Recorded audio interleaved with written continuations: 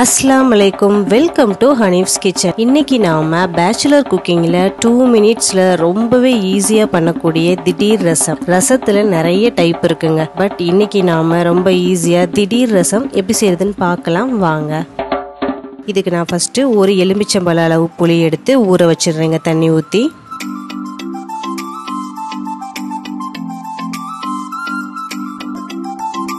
அதுக்கப்புறம் நான் ஒரு மிக்ஸி ஜார் எடுத்து 1 டீஸ்பூன் மிளகு போட்டுக்கிறேன், 1 டீஸ்பூன் சீரகம், 1/2 டீஸ்பூன் மஞ்சள் தூள், ஒரு 10 பூண்டு பல்லு இந்த மாதிரி குட்டி குட்டியா இருக்கத போட்டுக்கலாம்.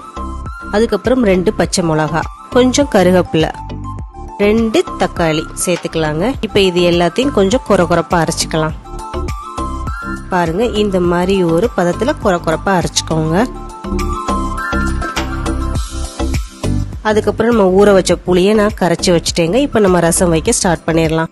நான் அடுப்பு ஆன் பண்ணி ஒரு பாத்திரம் வச்சு கொஞ்சம் ஆயில் ஊற்றிக்கிறேன். ஆயில் காஞ்சதுக்கு அப்புறம் கடுகு உளுந்தம்பருப்பு 1 டீஸ்பூன் போட்டு ஒரு 1/4 டீஸ்பூன் பெருங்காயத்தூள் போட்டு கொஞ்சம் கருவேப்பிலை போட்டு இது எல்லாம் நல்லா பொரிஞ்சதுக்கு அப்புறம் நாம கொரகொரப்பா அரைச்சி வச்ச இந்த ரசத்தோட கலவையும் சேர்த்து இதோட மிக்ஸ் பண்ணிக்கிறேங்க. இது நல்லா கொதிச்சதுக்கு அப்புறம் நாம கரைச்சி வச்ச புளி கரைசலையும் இதோட சேர்த்துக்கலாம்.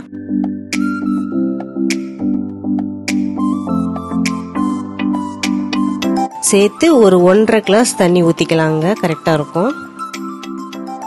அதுக்கப்புறம் இதுக்கு தேவையான அளவு உப்பு போட்டுக்கலாம். கொத்தமல்லி தலையும் மேல தூவிடலாங்க. இப்போ இதை நல்லா மிக்ஸ் பண்ணிட்டு இது நம்ம கொதிக்க வைக்க வேண்டாம், நுரைச்சா போதும். நல்லா அப்படியே கொதிக்கிறதுக்கு முன்னாடி அப்படியே நுரைச்சிட்டு வரும்ல, அந்த ஸ்டேஜில் நாம அடுப்பை ஆஃப் பண்ணிடலாம். அவ்வளோதான், நம்மளுக்கு ரசம் ரெடி ஆயிடுச்சு. இப்போ நம்ம சர்வ் பண்ண ஆரம்பிச்சிடலாம். இந்த திடீர் ரசம் டேஸ்ட் ரொம்பவே குவாலிட்டியா இருக்குங்க. பாக்குறதுக்கும் நாம ரொம்ப ப்ராப்பரா ரசம் எப்படி வைக்கிறோமோ அப்படிதான் இருக்கும். பட் ரொம்பவே ஈஸியா இந்த ரசத்தை நாம வச்சிடலாம். ஸோ இந்த திடீர் ரசத்தை நீங்க கண்டிப்பா ட்ரை பண்ணி பாருங்க.